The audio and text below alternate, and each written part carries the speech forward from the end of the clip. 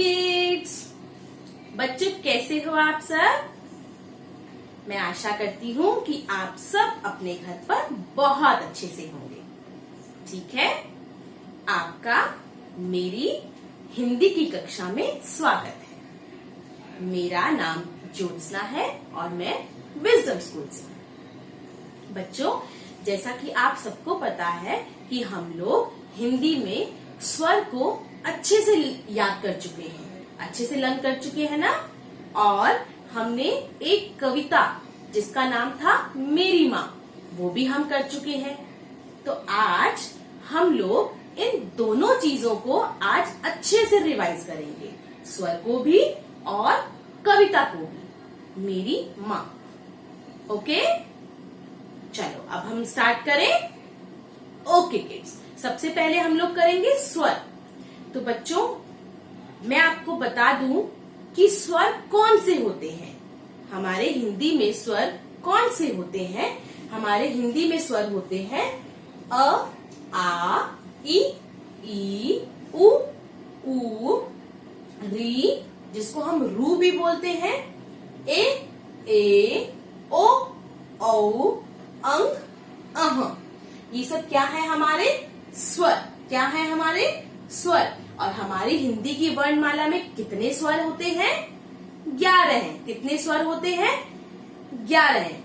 लेकिन यहाँ पर तो 13 है, 2 स्वर ज्यादा है। तो मैं आपको बता दूं कि री और अह मौखिक रूप से स्वर नहीं कहलाते, लेकिन लिखित रूप से वो स्वर कहलाते हैं। ठीक है, स्टार्ट करें अब। आप सबको आता है ना, तो आप लोग अब मुझे बताओगे। ठीक है, ये हमारा कौन सा स्वर है? अ। कौन सा स्वर है? ए। कौन सा स्वर है? ए। ऐसे अनार, ऐसे अनार।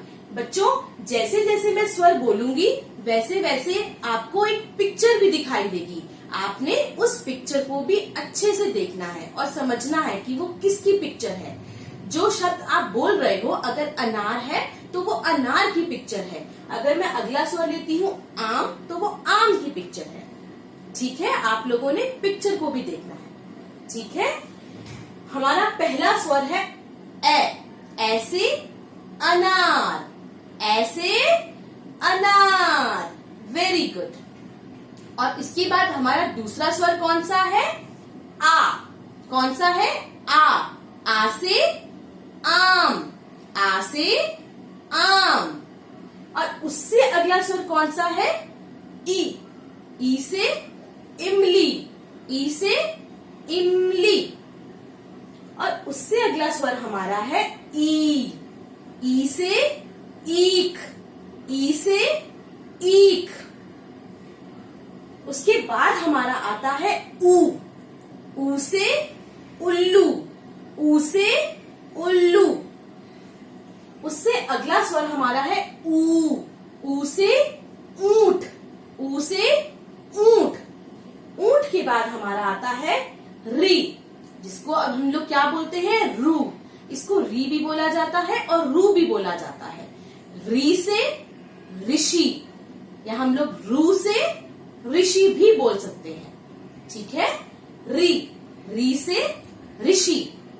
उसके बाद हमारा अगला स्वर आता है ए से एड़ी, ए से एड़ी। एड़ी के बाद ए से ऐनक, ऐ से ऐनक। ठीक है, उससे अगला स्वर हमारा आता है ओ से ओखली, ओ से ओखली। ओ से ओखली के बाद हमारा अगला स्वर आता है औ से औरत, औ से औरत। ठीक है, औ से औरत के बाद अंग से अंगूर, अंग से अंगूर। और अंग से अंगूर के बाद अह खाली। अह खाली क्यों होता है? क्योंकि अह से कोई शब्द नहीं बनता, इसीलिए अह को हम क्या बोलते हैं? खाली। अह खाली। ठीक है, आप लोगों को अच्छे से समझ में आ गए स्वर? Very good. तो अब हम लोग क्या करेंगे, अपनी कविता शुरू करने जा रहे हैं। हमारी कविता का नाम है मेरी माँ। हमारी कविता का नाम है मेरी माँ। स्टार्ट करें।